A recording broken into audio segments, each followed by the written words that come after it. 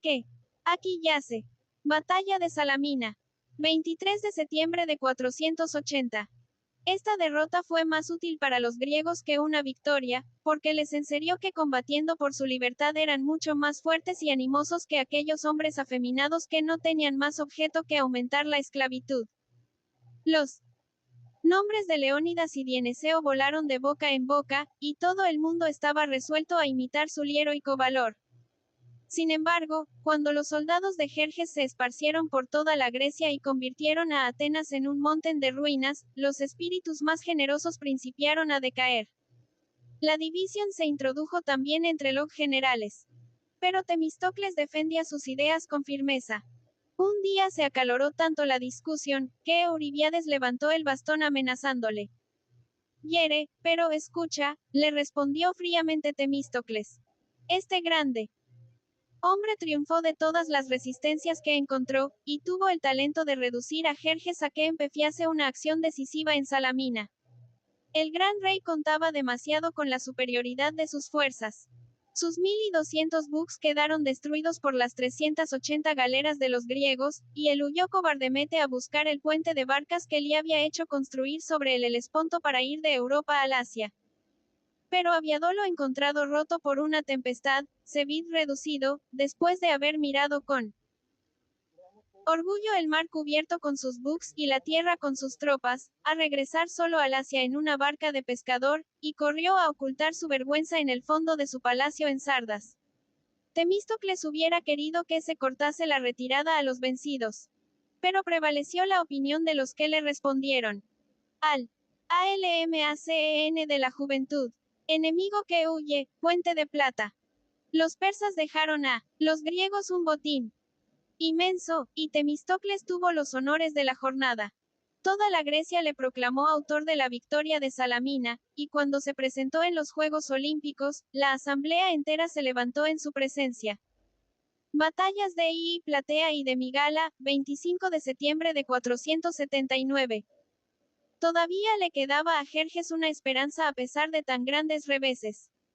La flor de su ejército de tierra mandada por Mardonio no se había batido aún. Este hábil general podía disponer de más de 300.000 hombres, que era mucho más de lo que se necesitaba para someter a la Grecia. Creyó pues poder prometer a su soberano una pronta y solemne venganza. Antes de atacar de nuevo a los griegos trató de desunirlos, y tanteó especialmente la fidelidad de los atenienses. Pero Arístides, que era entonces arconte, dio a su enviado esta bella respuesta. Decida Mardonio que mientras el sol siga el curso que tiene marcado, los atenienses proseguirán contra el rey de Persia la venganza que exigen 5 campos arrasados y sus quemados templos. El general persa, instruido de las disposiciones de los atenienses, cayó al momento sobre el Ática, arruinó por segunda vez a Atenas, que encontró desierta, y fue presentar la batalla en los llanos de Platea a los griegos mandados por el espartano Pausanias. El choque fue terrible, y la victoria estuvo indecisa por mucho tiempo. Pero murió Mardonio, los persas privados de su jefe principiaron a desanimarse, y al momento no hubo más que una inmensa carnicería. Para colmo de ventura, el mismo día de la batalla de Platea el ateniense Leotiquido y el espartano Jantipo atacaron en el promontorio de Micala a los restos de la historia antigua. 87. Flota que se habían salvado del desastre de Salamina. Los persas habían reunido allí más de 400 buques, y la batalla fue muy mortífera. Pero los soldados de Jerjes quedaron vencidos de nuevo, y su flota fue presa de las llamas. HUMILLAC1ON de Artajerjes en Grecia. 440. Sí, Artajerjes fue débil para con sus vasallos, no por eso. Defendió mejor en el extranjero la dignidad de su nombre y los intereses de su poder. En sus relaciones con la Grecia adoptó la política de intriga y corrupción imaginada por su padre, y contando más con el oro que con el hierro, se esmeró en seducir con sus dádivas a los hombres más influyentes de Grecia, y en sembrar la división entre los muchos pequeños pueblos del país. Temístocles, desterrado de Atenas por la ingratitud de sus conciudadanos, vino a buscar un refugio a su corte, 466, y este acontecimiento le causó tanta alegría, que se le oyó exclamar hasta 3 veces en sueños: «Tengo Temístocles el ateniense». Le colmó de favores con la esperanza de sacar mucho partido de sus luces o ingenio. Pero este ilustre tránsfuga no le sirvió de utilidad alguna, sus bellas palabras y magníficos consejos no le libraron de ser humillado por el inmortal Simón, hijo de Milquiades. La victoria que este ilustre general consiguió contra la flota persa y contra su ejército de tierra, cerca de la isla de Chipre, obligó a Artajerjes a ajustar un tratado con Atenas, por el cual reconocía la libertad de los griegos de Asia, y se obligaba a no adelantarse jamás por el mar Egeo con sus flotas y tropas a más de 3 días de camino de las costas, 440. Nueva REVOLUC1ON a la muerte de ARTAJERIES. 424 a 423. 88. ALMACEN de la Juventud. Este vergonzoso tratado es el último acontecimiento importante del reinado de Artajerjes. Bajo la tutela de su madre Amestris y de su esposa Amitis, que eran las mujeres más depravadas de toda su corte y no le dejaban salir del palacio, no hizo esfuerzo alguno para vengar su honor y el de la nación. A su muerte estallaron sangrientas revoluciones en medio de los más horribles desórdenes. No dejó más que un hijo legítimo llamado Dejes II, pero tenía otros 17 de sus concubinas, entre los cuales se distinguían Sogdiano, Oco y Arcites. Sogdiano asesinó a Jerjes II, después de un reinado de 45 días y se apoderó de su corona, pero fue destronado y asesinado sin su turno por Oco, cuya pérdida había meditado también. Este nuevo príncipe al subir al trono mudó su nombre por el de Darío. Los historiadores le dieron el apodo de Noto, el bastardo, para distinguirle de los demás. Reinado de Darío Noto, 49. 3401. Su reinado duró 19 años. Pero no sirvió más que para apresurar la ruina del imperio. La debilidad de su carácter que le hizo abandonar el gobierno de sus estados a sus mujeres y eunucos. La extinción de la raza real que favoreció los ambiciosos deseos de los usurpadores. La costumbre de conferir muchas provincias a un mismo sátrapa con la autoridad militar, lo cual hizo más frecuentes las rebeliones, y la corrupción general que invadió todas las satrapías. Tales fueron las causas que convirtieron aquel período en un tiempo de profunda decadencia.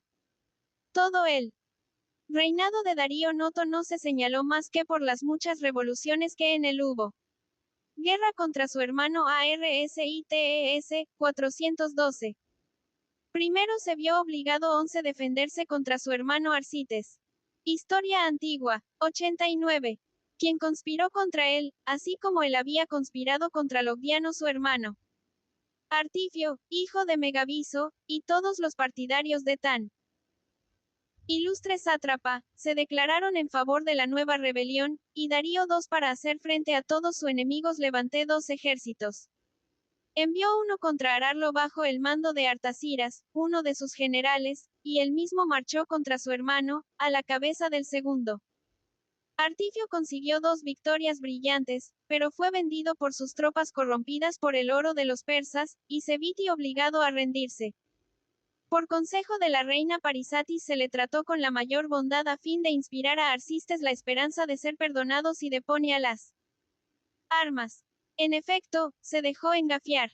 Pero así que se entregó a Darío fueron condenados ambos a perecer miserablemente en la ceniza. Esta odiosa perfidia no sirvió más que para patentizar la debilidad del gran rey y para hacer despreciable su autoridad. Revolución de la Lidia y del Egipto, 414. Las provincias que trataron de librarse de ella fueron la Lidia y el Egipto. El sátrapa de Lidia Pisuntes quiso hacerse independiente, y con este objeto reunió un ejército. Esperaba que los griegos apoyarían su rebelión. Pero el astuto Tisafernes a quien Darío II envió contra él prometiéndole que le daría su gobierno si le subyugaba, soborné sus tropas auxiliares a fuerza de entes y se apoderé de su persona, se le ofreció el perdón. Pero así que se presentó delante del rey, fue condenado al mismo suplicio que Arcites y Artifio. Darío I fue mucho menos feliz en Egipto. Los egipcios, cansados de la dominación persa, arrojaron de sus ciudades a todas las guarniciones, y proclamaron rey a Mirteo, que se la había conservado libre en los pantanos desde la sumisión de Inaco. La historia de estas 6. 90. Al MACEN de la juventud. Poca es muy oscura, sin embargo parece cierto que el Egipto se separó entonces de la Persia, y que Armiteo fue reconocido rey por la corte de Persépolis. Sus sucesores se confesaron vagamente tributarios del gran rey, mas no por eso quedaron casi enteramente independientes por más de medio siglo. De las relaciones de Darío II con la Grecia, 414 a 407. La media insurreccionada inquietó todavía a Darío II, pero la sometió rápidamente, y reemplazó sus privilegios y prerrogativas con un yugo muy oneroso. Todas estas guerras intestinas podían inspirar a los griegos la idea de reunirse para conquistar la Persia. El momento hubiera estado perfectamente escogido, y no se podía dudar del triunfo. Pero a ejemplo de sus predecesores, Darío II había cuidado de hacer imposible esta coalición, armando las repúblicas griegas unas contra otras, y alimentando con una intervención diestramente calculada su mutuo encono. El sátrapa Tisafernes Cook dirigió estas intrigas con más habilidad. Había tenido el talento de concluir un tratado con Esparta, del cual hubiera sacado las mayores ventajas. 411, si las astucias SLE Alcibiades no hubieran impedido por largo tiempo sus efectos. Los celos y caprichos de los denlas sátrapas perjudicaron mucho también a los intereses generales de los persas, y para remediar estos abusos Darío II dio el gobierno de toda el Asia Menor a su segundo hijo Ciro el joven, a quien su madre Parisatis tenía un cariño extremado. 407. CARACTER de Ciro el joven. 407. Este príncipe tenía el alma más elevada que los reyes que hubo entonces en el trono de Persia. Era prudente, instruido, activo y animoso. Se picaba de una invariable probidad, y historia antigua. 91. Afectaba en sus vestidos un lujo verdaderamente oriental, habla adquirido unos hábitos de templanza y de trabajo de que se honraba para con los espartanos. Su política mudó profundamente las relaciones de los griegos con los persas, y dejando a un lado las semimedidas de Tisafernes, se unió estrechamente con Esparta contra Atenas, y echó de este modo los cimientos de la supremacía de los lacedemonios en Grecia. Pero las lisonjas de su madre Parisatis le perdieron, inspirándole el deseo de la dignidad real. Ya en su gobierno del Asia Menor se había arrogado los derechos y honores reservados a la majestad, cuando Darío II, presintiendo sus ambiciosos deseos, le hizo volver a la corte. 405, Parisatis se sirvió de todo su crédito con el monarca para hacer que le nombrase sucesor suyo. Pero el anciano rey triunfó de todas sus instancias, y designó como heredero suyo a su hijo Artajerjes Mnemon, así llamado a causa de su prodigiosa memoria. En indemnización la corona. Recibió Ciro el gobierno hereditario de Lidia, Frigia y Capadocia, lo cual fue desmembrar torpemente el imperio. Su insurrección después de la muerte de Darío, 405 a 401. El joven Ciro no aceptó dichas provinellas sino como medio para llegar a su fin. Primero trató de asesinar a su hermano Pasagarda, pero no lo pudo lograr. Su madre le alcanzó el perdón, y se trasladó a su gobierno para satisfacer su ambición por otro camino. Tenía a su favor el valor, la habilidad, y su sabia y paternal administración le había valido el afecto de todos sus súbditos. Por otra parte, el derecho de Artajerjes Mnemon era dudoso hasta para los mismos persas. Verdad es que era el primogénito de los hijos de Darío, pero vino al mundo antes del advenimiento de su padre. 92. ALMACEN de la juventud. Al trono, mientras que Ciro nació en la púrpura. Este contaba, pues, con muchas probabilidades de triunfo, y así armó 100.000 hombres en la península asiática, hizo alianza con los espartanos, los cuales favorecieron sus reclutamientos en Laconia, Arcadia, Acaya, Beocia y Tesalia, y le enviaron cerca de 10.000 hombres bien armados, y 3.000 arqueros mandados por el lacedemonio Clearco. Batalla de Cunaxa, 401. Era tal la negligencia de Artajerjes, que le permitió hacer tranquilamente sus inmensos preparativos, atravesar enseguida con su ejército la Lidia, la Frigia, la Capadocia, la Cilicia, la Siria y la Mesopotamia, y llegar hasta Cunaxa sobre el Éufrates a 2 jornadas de Babilonia sin encontrar un solo enemigo. Allí encontró el ejército de Artajerjes mandado por 4 generales, Tisafernes, Gobrias, Arbaces y Abrocomas, y compuesto de cerca de 1.200.000 hombres. Antes del combate aconsejaba Clearco a Giro que no se empeñase en la pelea. ¿Qué es lo que me dices? Le respondió este gran príncipe: ¿quieres que precisamente cuando trato de hacerme rey me muestre indigno de serlo? La batalla fue muy sangrienta. Los griegos habían ya arrollado las tropas que tenían a su frente, y los que se hallaban alrededor de Giro le habían proclamado rey. Pero este príncipe ardiente se precipitó con ciega impetuosidad sobre los jinetes que rodeaban a Artajerjes, les hizo huir y trabó con su hermano un combate singular de que fue víctima. La muerte terminó la guerra, puesto que hizo cesar el motivo que la ocasionaba. La retirada de los 10.000, 401 a 399. Los griegos combatieron durante todo el día persiguiendo con Historia Antigua, 93. Encarnizamiento a los enemigos que huían dispersos. Pero al día siguiente quedaron muy sorprendidos al saber la muerte de Giro y la derrota de su ejército. Artajerjes les envió algunos heraldos para intimarles que se rindiesen. Pero le respondieron con una intrepidez que le impuso. No atreviéndose a atacarlos, les prometió dejarles volver tranquilamente a su patria si se obligaban a no hacer daño alguno al país. Pero todas estas promesas eran muy pérfidas, pues Tisafernes, al ofrecerles de parte del gran rey unas condiciones tan ventajosas, no tenía más objeto que perderlos, y para ello se había entendido con su guía Arieo, quien les extravió en las llanuras llenas de canales que se extienden entre el Tigris y el Éufrates, atrajo a su tienda a Cleareo y a los otros 4 jefes del ejército, y les dio muerte. La posición de los griegos era muy crítica.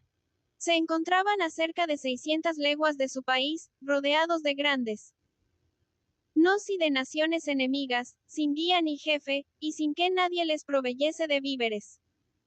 En medio del abatimiento general nadie pensaba en comer ni en descansar, cuando a media noche Jenofonte, ateniense, joven, pero más sensato y prudente de lo que prometía su edad, fue a ver a algunos oficiales, y les hizo ver que no había tiempo que perder.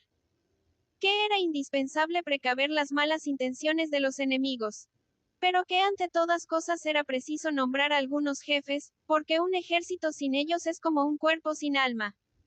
Siguiendo su dictamen, los oficiales se reunieron en consejo, y nombraron jefes al mismo Jenofonte, a Tomación, Sócrates, Cleanor y Filesio. Dividieron sus tropas en 4 falanges, marcaron a cada cuerpo la maniobra que debía ejecutar, y principiaron a subir por las orillas del Tigris y del Éufrates. 94. ALMACEN de la juventud. Para pasarlos por su nacimiento. Al llegar a las montafias de Armenia se vieron atacados al mismo tiempo por los habitantes de la provincia y por los persas. Pero triunfaron de esta dificultad por el valor de los soldados y la prudencia de los jefes. Atravesaron enseguida el país de los Calibes, las montañas de la Cólquide, el monte Tecos y llegaron a Trapecio, que era una de las colonias griegas del Ponto Eugino.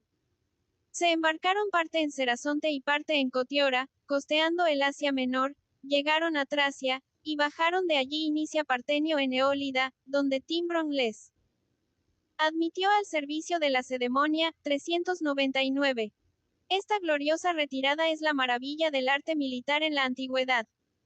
Jenofonte, que la condujo, la inmortalizó en su anabazo, contando todos sus detalles como historiador y general consumado.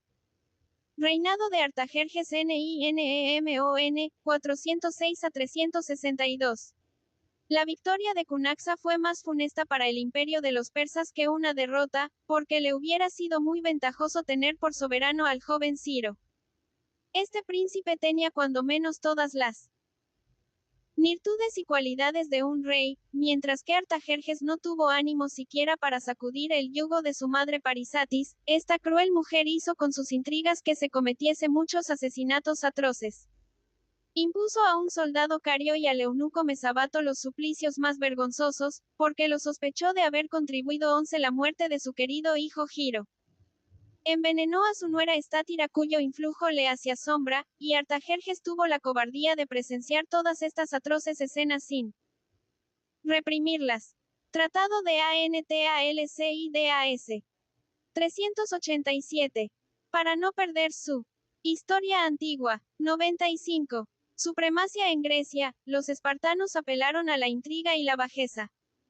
Enviaron a Artajerjes al cobarde Antalcidas, hombre orgulloso, vano y ligero, que celoso de las victorias de Agesilas quena a toda costa arrebatarle la ocasión de conseguir otras nuevas.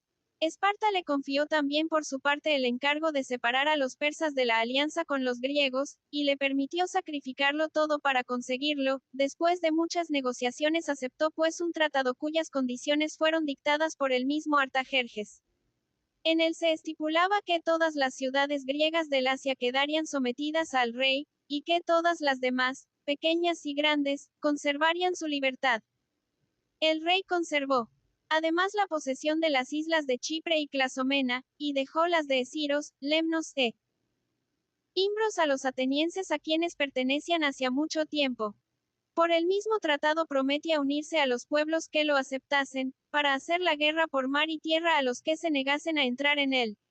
Este tratado que entregaba la Grecia a discreción de los reyes de Persia, era una ignominia para aquella. Se anatematizó el nombre de su autor, y se protestó contra su infamia. Pero los confederados no eran capaces de sostener sus derechos con las armas en la mano, y se vieron obligados todos a firmarlo. EXPEDICIOND. ARTAJERIES contra los CADUCEOS. Después de terminada la guerra de Chipre, Artajerjes fue llamado a combatir a los caduceos que se habían sublevado. Colocados estos pueblos en las montañas entre el Ponto Eugino y el mar Caspio, habitaban un suelo tan ingrato que casi no se alimentaban más que con frutas. Artajerjes cometió la torpeza de internarse en aquellas regiones incultas, y muy luego fue 96. ALMACEN de la juventud. Mado su ejército para el hambre. Los que escaparon de tan terrible plaga habrían perecido infaliblemente a manos de los enemigos, si Teribaso no hubiera tenido la habilidad de inclinar a los grefes de los sublevados a que pidiesen la paz. Artajerjes se manifestó lleno de bondad para con sus soldados en aquellas difíciles circunstancias. Fue un ejemplo de valor, resignación y paciencia. Mas no obstante, este revés agrió su carácter, y como creía que se le despreciaba por el mal éxito de su expedición, se volvió melancólico, desconfiado, e hizo perecer sus más fieles súbditos por unos crímenes puramente imaginarios. Muerte de Artajerjes, 362. Después de apaciguar todas estas discordias, Artajerjes vio su casa afligida por las más horribles divisiones.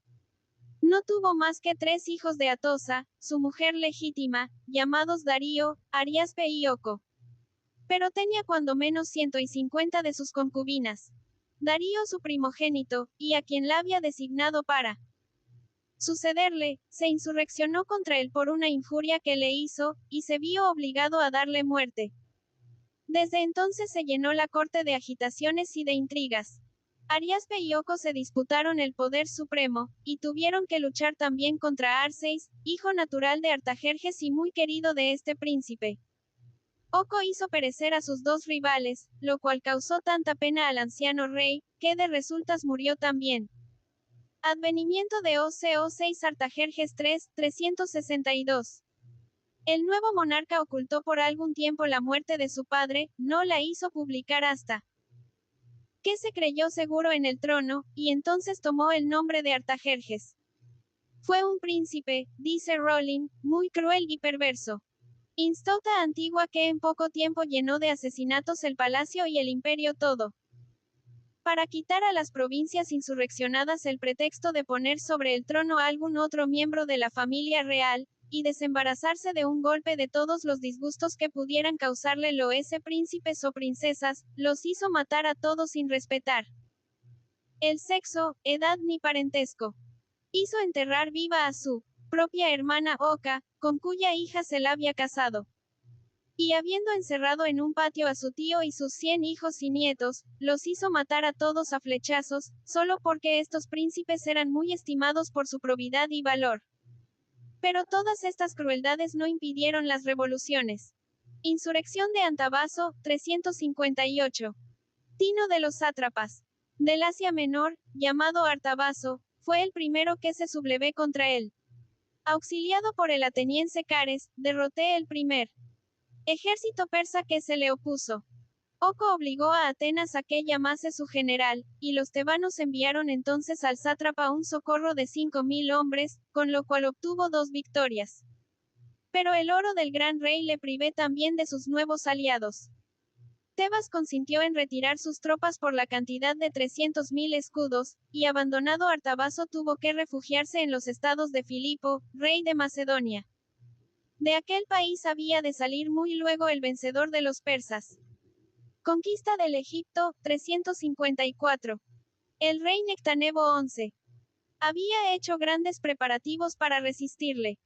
Alisté en su ejército 20.000 griegos y 20.000 libios, y sus fuerzas ascendían a más de 100.000 hombres, torné todas las avenidas, y esperaba cerrar al enemigo la entrada en sus estados, pero fue vencido en una gran 7. 98. ALMACEND. A Juventud.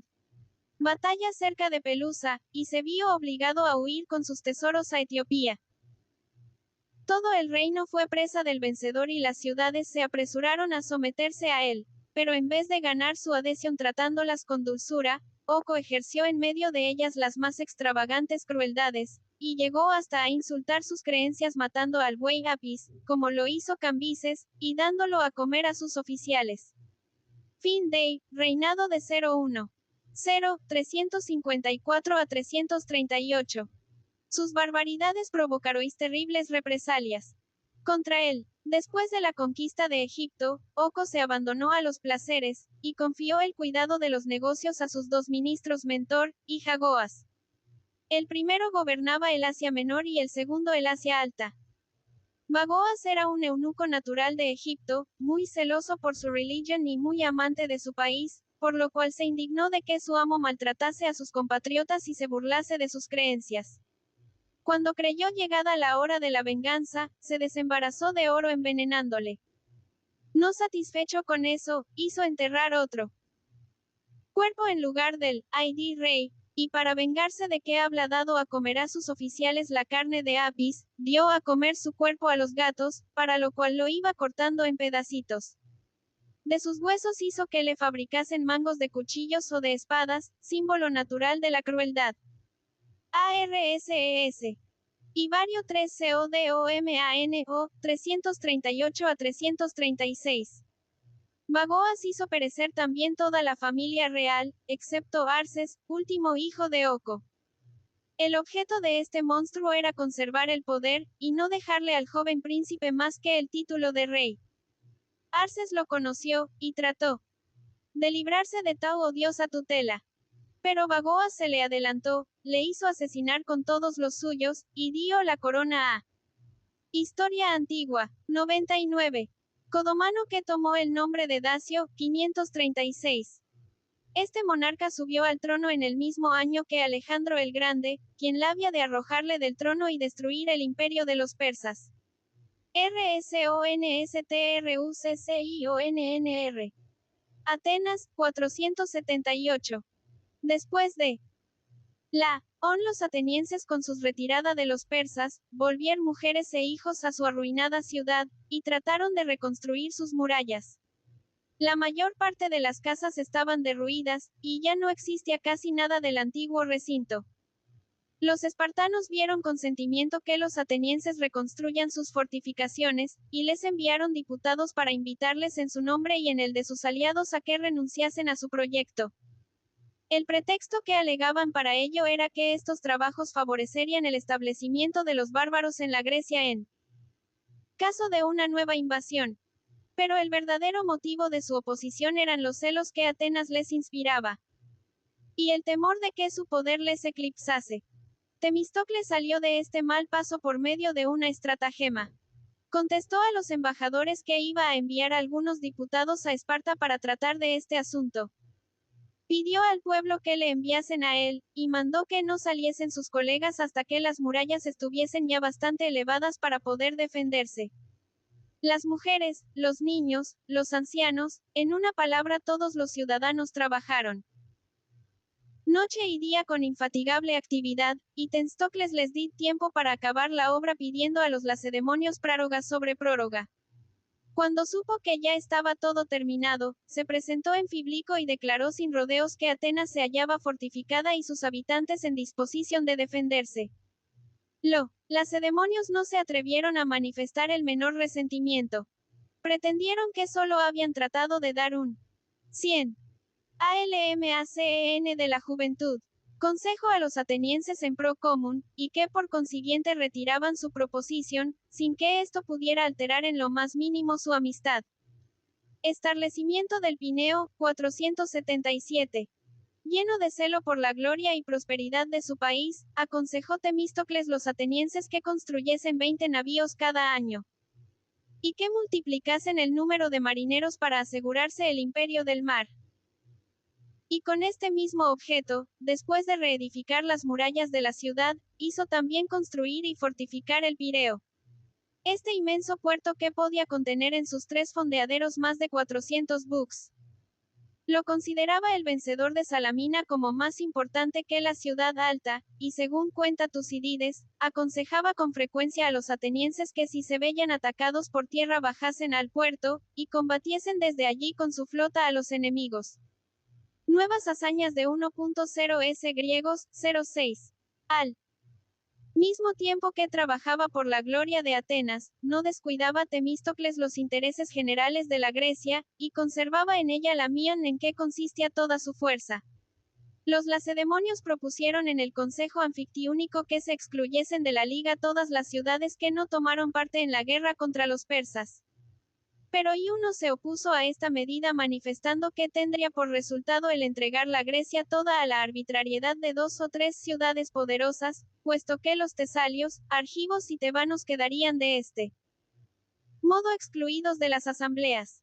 Prevaleció su opinión, y la Grecia unida estrechamente quedó en disposición de conseguir nuevos triunfos. Su primera idea fue libertar a sus aliados del yugo de Historia Antigua, 101. Los persas. Y Pausanias, vencedor de Platea, recibió el mando en jefe de la flota.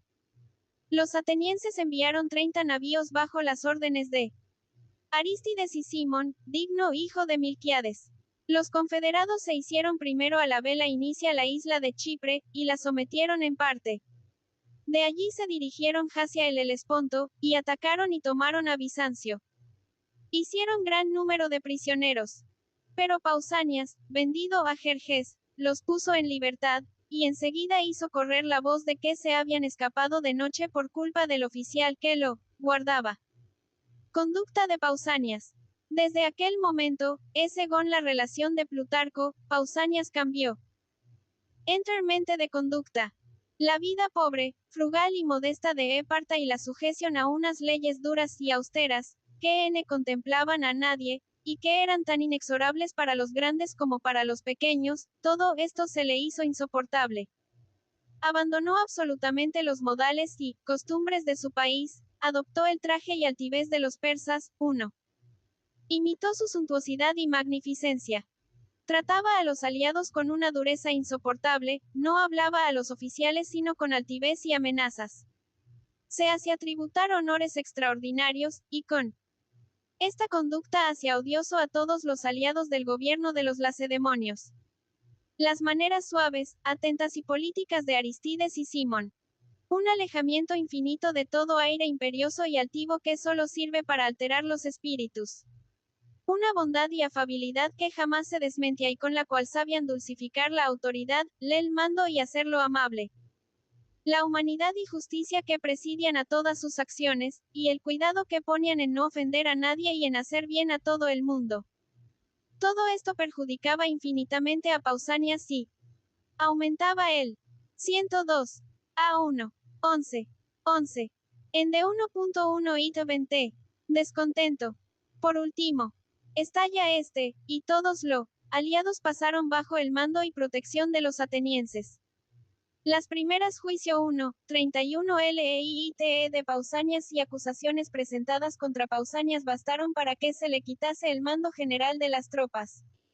Sin embargo, en el primer juicio fue absuelto de la pena capital, porque no pareció suficientemente probada su culpabilidad. Pero enseguida se le interceptaron algunas cartas que enviaba por medio de sus esclavos al sátrapa Arta Baso, y interrogó al que llevaba la correspondencia. Y por último 4. Uno mismo confesó su falta. Cuando vi que todo se la había descubierto, se encerró en un templo de Palas para escapar al furor del pueblo. Por temor de violar la santidad del lugar derramando en N1 su sangre. Resolvieron los teleforos dejarle morir allí de hambre. Se tapió la puerta. Y se cuenta que su madre llevó la primera piedra, no queriendo ya reconocer por le suyo al que halda vendido su patria. 14. Nuiauto Tinignosix 473. Temístocles fue envuelto en la condena de Pausimias, porque en la correspondencia del vencedor de Platea se encontraron algunas cartas que inician muy sospechosa la inocencia del vencedor de Salamina. Los lacedemonios se apresuraron a comunicarlas a los atenienses, que ya halda decretado la pena del ostracismo contra este grande hombre. A fuerza de oírle ponderar sus nulritos y servicios, Ceja había concebido una especie de resentimiento contra y nadie podía perdonarle su orgullo. Sus enemigos acogieron ardorosamente las nuevas acusaciones que les proporciona Esparta. Y pidieron que se le sometiese a juicio. Parece que Honorid los lidos intentos de Pausanias. Pero que jamás quiso hacerse cómplice suyo. Historia antigua, 103. No obstante, por más que protestó de su inocencia, y que trató de justificarse por escrito, fue condenado, y viéndose perseguido por todos lados, se refugió en la corte de Admeto, rey de los molosos, y aunque en otro tiempo fue enemigo suyo, se resolvió a implorar su persentíise pues en medio de su hogar, tomó en brazos al hijo de Admeto, le conjuró que olvidase lo pasado y que no pensase en más que en ser clemente. Enternecido el monarca hasta el extremo de derramar lágrimas, le levantó y prometió su protección. Desde allí se trasladó a la corte, de Artajerjes, en la que fue recibido con mucha magnificencia y generosidad. Después de colmarle de elogios y favores, el gran rey le asignó para su manutención las rentas de 3 ciudades opulentas. Magnesia le proveía de pan, miunta de vino, y lampsaeo de exquisitos manjares. Permaneció por algún tiempo perfectamente tranquilo en la corte del gran rey, y algunos refieren que habiéndole mandado Artajerjes que se opusiera a los triunfos de Simón y de los atenienses, se envenenó, 470, prefiriendo morir a pelear contra su patria. Otros creen que murió después de muerte puramente natural. Administración IDEAIISTMES. Atenas tuvo una gran pérdida al desterrar a Temístoeles. Pero casi no la conoció porque le quedaban Arístides y Simón. El primero por su justicia e integridad fundó la supremacia, de Atenas. Al pasar bajo el dominio de los atenienses, manifestaron los aliados su deseo de que la contribución que pagaban para la guerra, se repartiese por igual entre todas las ciudades. Eligieron a Aristides para que visitara su territorio, examinase sus rentas, y fijase lo que cada una debería pagar con arreglo a sus recursos, lo cual era, por decirlo así, hacerle el árbitro de toda la 104. ALMACEN de la juventud. Grecia. Pero él desempeñó aquel encargo con tanto desinterés e imparcialidad, que quedó bien con todo el mundo, y los aliados se alegraron mucho de haber cambiado de dependencia, y se adhirieron de todo corazón a sus nuevos señores. Mig. ITVI de Aristides, hacia el ario 469. La mejor prueba de la rectitud de Aristides es que, a pesar de que tuvo entre sus manos todos los tesoros de Grecia, murió tan pobre, que no dejó siquiera con qué enterrarle. Sus hijas fueron dotadas a expensas del Estado, y su hijo Lisímaco recibió también una pensión del tesoro público. Aristides se envanecía de su pobreza, la consideraba más gloriosa para él que las riquezas, y se complaía en repetir que tenía puras sus manos, sobre todo comparándose con su rival Temistodes. Con todo, este hombre tan justo en sus negocios personales y en los que correspondían a los particulares, no consultaba las 3 veces, según dice Plutarco, para la administración pública, más que el interés de su patria, el cual exigía frecuentes injusticias. Y así, con acento agudo pesar de las condiciones del tratado aconsejó que se transportase a Atenas el dinero depositado en Delos, bajo el pretexto de que si semejante acción era injusta, por lo menos era útil. Simon y sus expediciones, 469 a 463. Aristides dejó a la cabeza del gobierno y de los ejércitos a Simón, el cual no tenía menos genio ni menos valor que su padre Milnades. En sus primeros años se entregó a los mayores extravíos y los desórdenes más reprensibles. Pero Aristides descubrió en él excelentes cualidades, le hizo mudar de conducta, y le inspiró tales sentimientos de justicia y de nobleza, que le hicieron superior por su virtud a Temistodes y aun a Milquiades, quien igualaba. Historia antigua. En el talento. Viéndose al frente de toda la flota de los griegos, principió por atacar a Eionas sobre el lago Estrimón, se apoderó de Antipolis, y penetró en Tracia, a donde los atenienses enviaron poco después una colonia de 10.000 de los suyos, 465. Redujo también a la servidumbre los habitantes de Esiros, y trajo a Atenas desde su isla con gran regocijo de la multitud las cenizas de Teseo. Los aliados se quejaron entonces de que no combatían más que por los intereses de Atenas, y de que sacrificaban así todos sus guerreros en unas expediciones extrañas, por lo cual les permitió Simón que no contribuyesen para aquellas guerras más que con dinero y buques, y él se encargó de buscar en Atenas con acento agudo otras partes soldados para defender sus intereses. Esta acertada política concentró en manos de los atenienses todas las fuerzas militares de la Grecia, de manera que los aliados por buscar su bienestar se dieron señores a sí propios.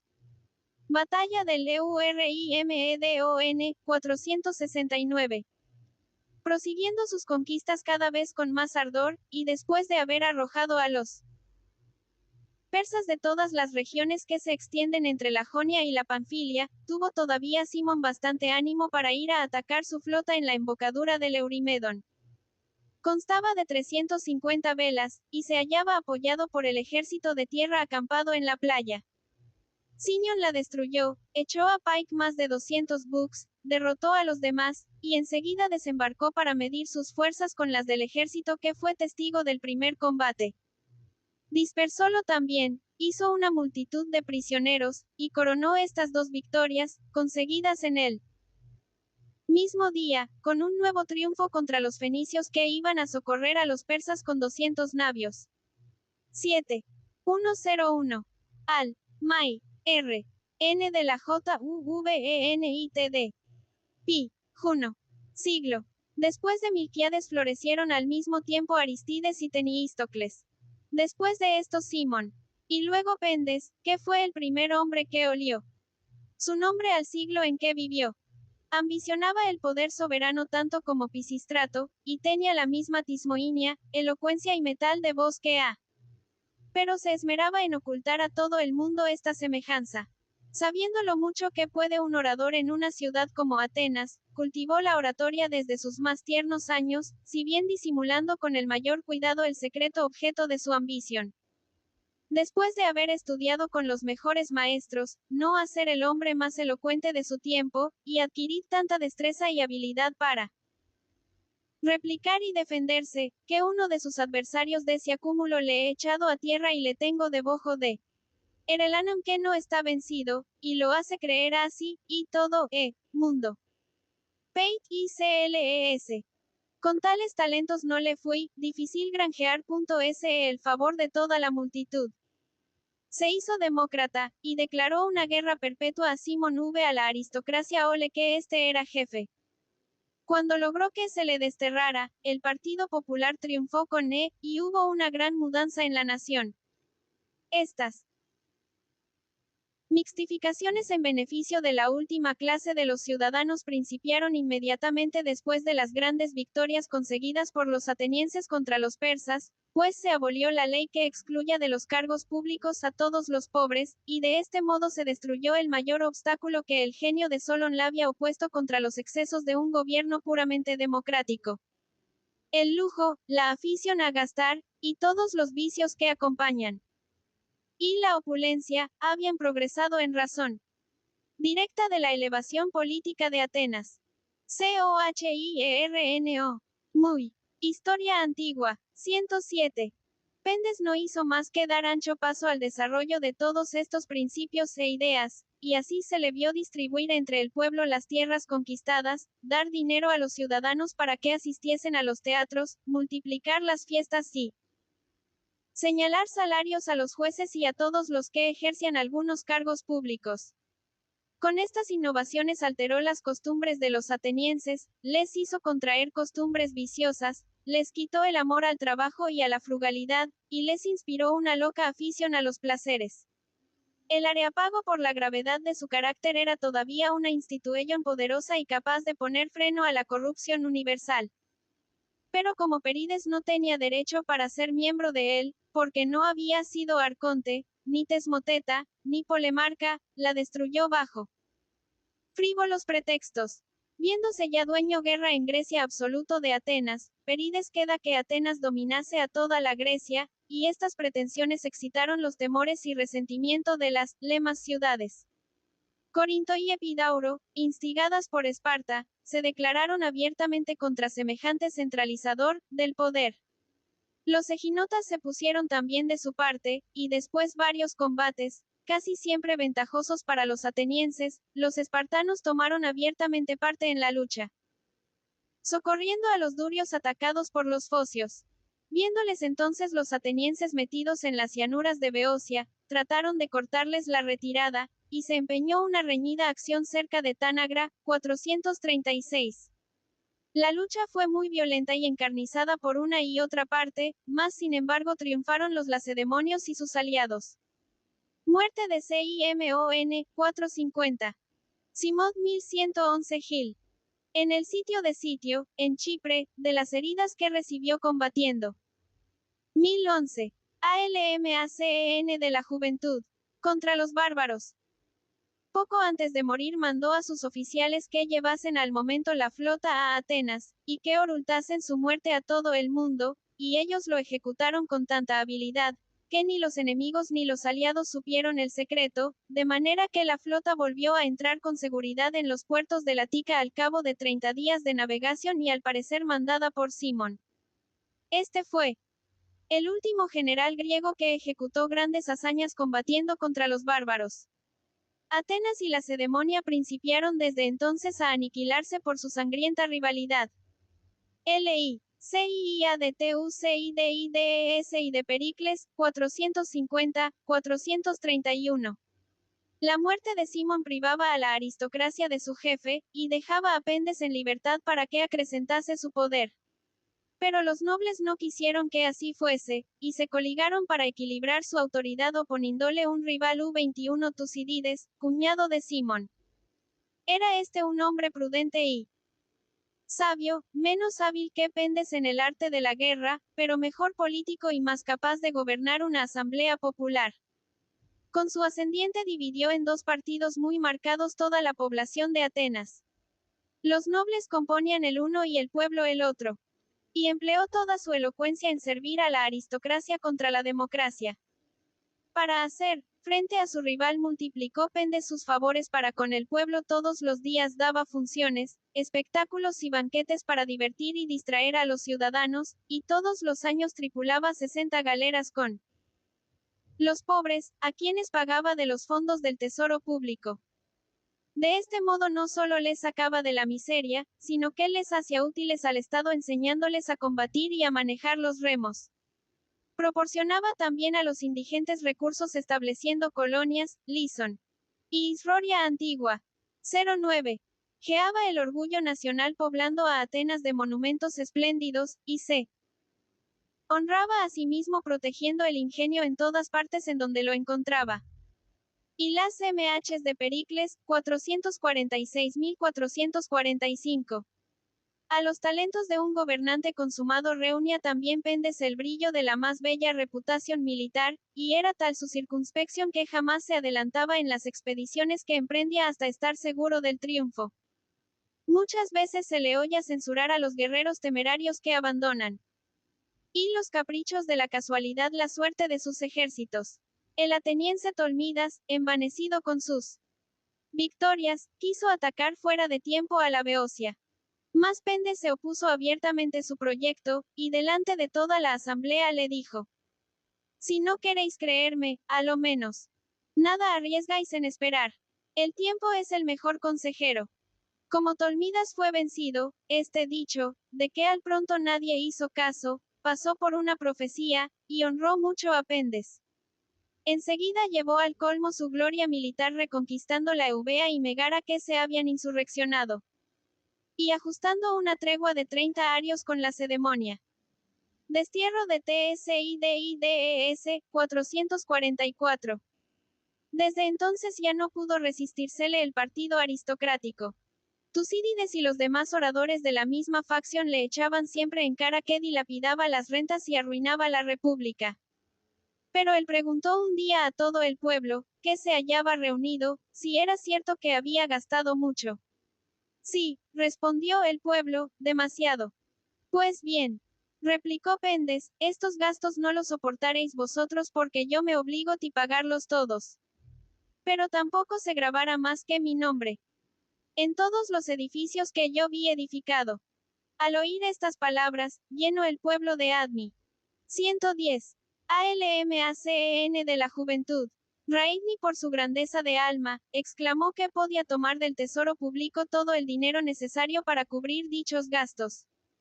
Tucídides no pudo luchar contra semejante rival. Su lucha obligó al pueblo a que castigase uno de los dos con el ostracismo. Por lo cual Tucídides salió desterrado. Y Lélides quedó dueño a uno, Sólulo de Atenas. PESN. Ni, Atenas. Pero lo que llenó si Atenas de luto y de dación fue la peste. Jamlis sabía tantos climas esta terrible plaga. Salió de Etiopía y recorrió el Egipto, la Libia, una parte de la isla de Lentitos y otros muchos países. En 14 mercante la introdujo en el Pireo, donde se manifestó primero, y de allí se esmarció con furor por la ciudad, y sobre todo por las habitaciones oscuras y malsanas en que se hallaban hacinados los habitantes del campo. Al cabo de 2 años pareció que la plaga iba desapareciendo, y durante este intervalo se vio más de una vez que Hitmenepi y Nico subsistía siempre. Volvió a desarrollarse 18 meses después. Y por espacio de 1 año se renovaron las mismas escenas de luto. En una y otra época pereció el gran Mimen, de Civiadanos. Y entre ellos cerca de 5.000 hombres aptos para el servicio miliar. 3.1 TRT de Pericles, 1.2 gramos. Murió también, cuando estaba, a respirar. Los principales ciudadanos de Atenas y sus amigos que no valdan sucumbido al contagio, estaban hablando de sus virtudes, del mucho poder que ejerció durante su vida. Creyendo que Alda ya perdido el sentido y que no les oya, referían sus bellas acciones. Enumeraban todas sus victorias. Y recordaban los trofeos que LRA. NIA erigido como general. Pero de repente se levanté y haciendo un esfuerzo les dijo. Todd, SQJJ hazañas son obra de la fortuna, que puede reelamar su porte de gloria, y hay otros generales que también los han hecho. Lo más grande y glorioso que hay en mi da es que no y lecho vestir de luto filítiga ni teniense. Estas bellas palabras fueron las últimas que pronuncié tan grande hombre. Cleon Inicis. Después de la muerte de Lélide, Cleon y Nicias se disputaron el poder supremo. Cleon era de baja extracción y carecía de talento. Pero era fogoso. Apasionado, conquistaba la multitud con sus bufonadas y halagos. Y dominaba las asambleas con su audacia y altivez. Desplegando en 4 odos sus discursos la vehemencia y furor de un tribuno. Su reinado hace CPIEIT en la historia de Atenas, porque en él se inaugura la lenta y desenfrenada democracia que reemplaza a la república moderada de Solo. Paréntesis que cierra punto. Los hombres de bien escogieron a Nicias para hacerle oposición, porque pesar de sus ideas aristocráticas, se habla granjeado la confianza y amistad del pueblo y su liberalidad y chidivas. Era también muy recomendable por sus raros talentos militares. Pero por desgracia su excesiva timidez le hacía indeciso en todas ocasiones. Sus valles palabra no tenían fuerza alguna sobre el pueblo de Atenas que estaba por las emociones fuertes y enjicas. Por esta razón sus prudentes consejos no prevalecieron nunca contra las furibundas declamaciones de su rival. 11.1 Sañas Mu. Rats de CT. Eon, 426. Durante los primeros afios después de la muerte de Pendes, los triunfos fueron casi iguales. Los atenienses se apoderaron de Mitilene que se la había separado de su partido para unirse a sus contrarios, y los lacedemonios se hicieron duefio de Platea, aliada de Atenas, cuya guarniellon se cubrid. 2. AINIACEN. De la juventud, de gloria por su heroica resistencia, 427. Enseguida Demóstenes, general ateniense, conquistó y fortificó a Pilos, de la Tres y Esenia. 426. Los espartanos que fueron a socorrer aquella importante plaza, se vieron bloqueados en la isla de Esfacteria, y sus conciudadanos enviaron embajadores a Atenas para ajustar la paz. A pesar de que toda la Recia estaba interesada en poner término a tan deplorable división. Cleon se opuso a ello, y el pueblo se arrepintió muy luego de haber seguido su dictamen. Se supo que los atenienses principiaban también con acento agudo escasear de víveres, y ya se murmuraba contra Cleon porque se le había opuesto a todo arreglo. Este diestro demagogo tuvo la avilantez de echar la culpa a Nicias, acusándole de timidez y de flojedad, y se atrevió a decir que si él hubiera estado encargado de la expedición no la hila ya que temer los enemigos. Pues ¿por qué no te embarcas al momento para ir a convertidos? Exclamaron los atenienses. Nicho dijo lo mismo. Y se dio a Cleon el mando de la expedición contra Pilos. Al principio el nuevo general se vio muy embarazado con su mando, y durante mucho tiempo se disculpó con su ignorancia e incapacidad en el arte de la guerra. Pero el pueblo no quiso hacerle caso. Tomó seriamente la broma, y con tal de divertirse no titubeó en confiar una escuadra y la salvación del ejército a la inexperiencia de un vil curtidor. Cleon, que no se cortaba por nada, adoptó de nuevo su papel de declamador, y al embarcarse exclamó que dentro de 20 días traería a Atenas prisioneros los espartanos. Causó risa esta enfática profecía, como la habían causado todas las domas extravagancias y locuras que había hecho. Mas sin embargo de eso se realizó lo que dijo. Los espartanos tuvieron que rendirse, y Cleon los hizo cautivos según lo habla anunciado. Historia antigua, 113. Poder de Cleon, 426 a 422. Esta victoria fue más funesta para los atenienses que una derrota. Avergonzó a Nicias, y disminuyó mucho su crédito, mientras que elevó a Cleon hasta las nubes y le hizo omnipotente. Desde aquel momento afectó en todo una audacia y altivez que nada pudo reprimir. Despreciando toda regla, se presentaba en las asambleas con una libertad que degeneró en desenfreno. Cuando se suscitaba una discusión, gritaba cuanto podía, se echaba atrás la túnica, daba grandes pasos en la tribuna, y afectaba un desprecio del decoro que después se hizo universal. Sus escandalosos ejemplos apresuraron la corrupción de las costumbres, y sus furores imposibilitaron toda reconciliación entre los atenienses y espartanos. Muerte de Cleon, 422. Pero no tardó en expiar su temeridad. Los atenienses, felices durante los 2 años que siguieron a la toma de Esfacteria, se encontraron de repente oprimidos por los mayores reveses, 424. Fueron vencidos en Delio a donde Sócrates salvó la vida al joven Genofonte.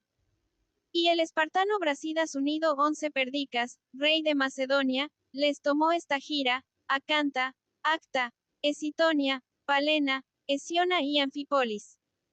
Los atenienses dieron el mando de sus tropas a Cleon, que sin disputa era el hombre menos capaz de luchar ventajosamente contra la experiencia, valor y talento de un general como Brasidas, de modo que la victoria no fue dudosa ni un solo instante. El astuto espartano dejó que su imprudente adversario se metiera torpemente alrededor de Anfípolis, y después cayó sobre él de repente, y derrotó enteramente el ejército.